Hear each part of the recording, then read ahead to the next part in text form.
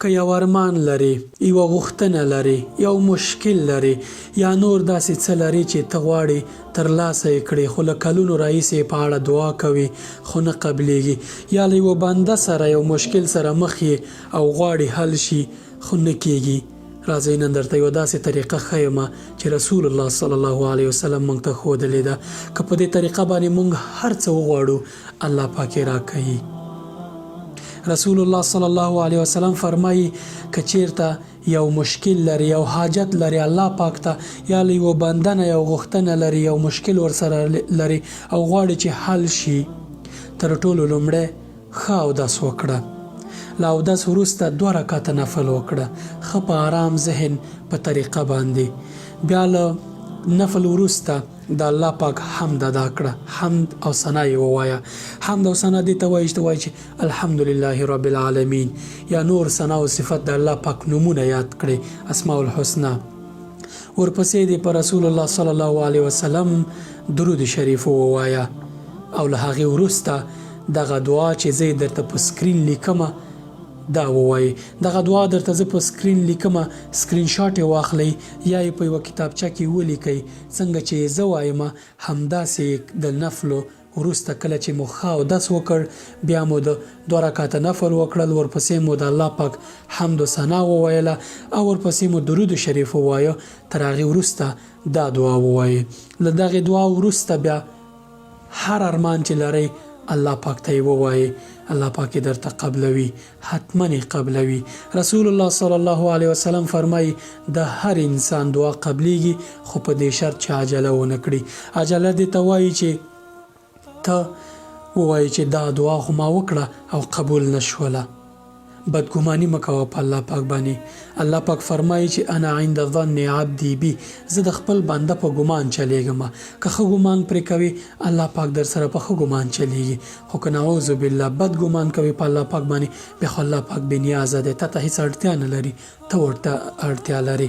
نو کوشش کوه چې په الله پاک باندې ښه ګمان وکړې. ښه ګمان په الله پاک باندې ستا ټول مسیر او تقدیر او هر څه درته بدلوي. عجله مه کوه په دعا غوښتلو باندې، ځکه دغه دعا که ستا په خیر وي. رسول الله صلی الله علیه وسلم فرمایي هر بنده چې لاس پورته کړي الله پاک دعا قبلوي.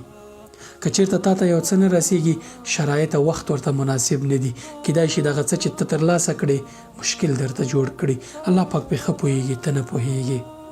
دغه دعا درته په سکرین لیکمه، ویې لیکئ یا سکرین شاټ واخلئ.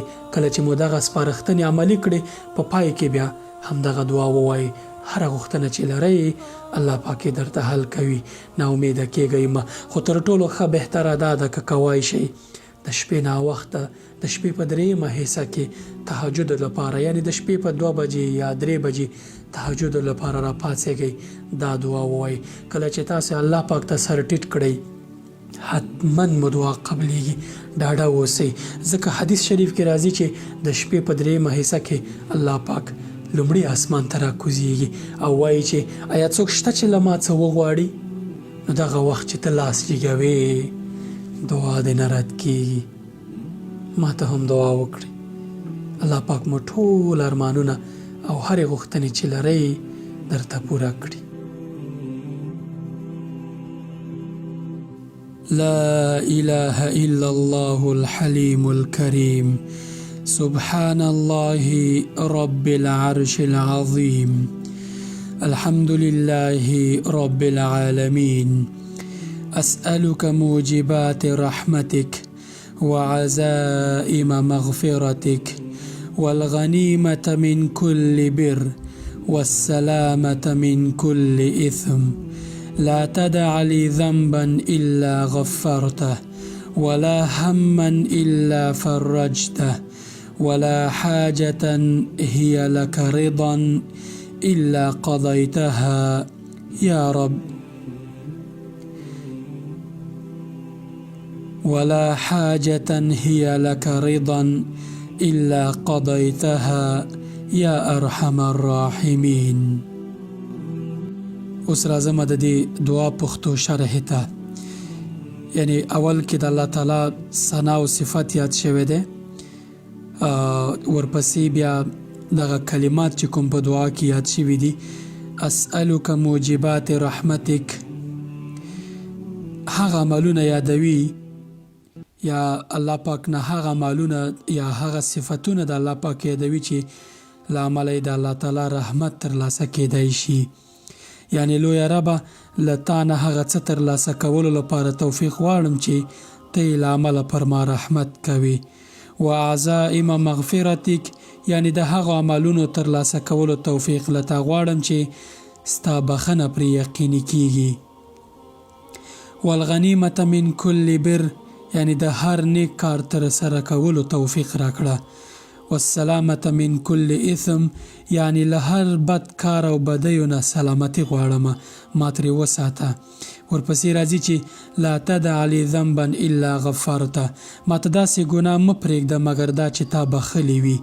ولا هما الا فرجته، هیڅ داسې اندېښنه، تشویش یا ستونزې ما ته مه پرېږده مګر دا چې تا حل کړي وي یا له منځه دې وړي وي. ولا حاجتا، او نه داسې حاجت، هي لک رضا، چې ستا پرې رضا وي، الا قضیتها، مګر دا چې تا راته پوره کړي وي. یعنی هر حاجت چې زه یې لرمه چې ته ورسره راضي یې هغه راته پوره کړه.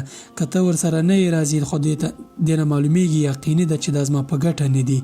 او په پای کې هغه ډیر مهربان او رحم کوونکیه. یعنی کله چې موږ دا ووایو زموږ دغه دعا حتما قبلیږي ان شاء الله.